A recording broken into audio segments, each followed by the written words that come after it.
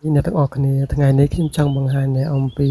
បន្លែមួយប្រភេទដែលខ្ញុំដាំនៅក្នុងផ្ទះរដូវក្តៅរបស់ពួកខ្ញុំជាមួយនឹងបន្លែធម្មជាតិនេះគឺជាស្ពៃចកដែលខ្ញុំចង់បង្ហាញដាំឥឡូវយើងទទួលបានផលឃើញទេវាច្រើនណាស់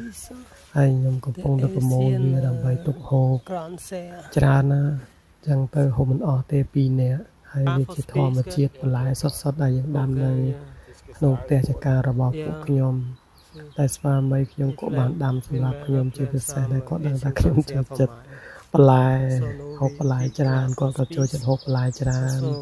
តែពីច្រើនយើងដាំបន្លែចម្រុះចូលចិត្តញ៉ាំបន្លែពេលដែលឃើញវីដេអូរបស់ខ្ញុំហើយច្បាស់ជាគាត់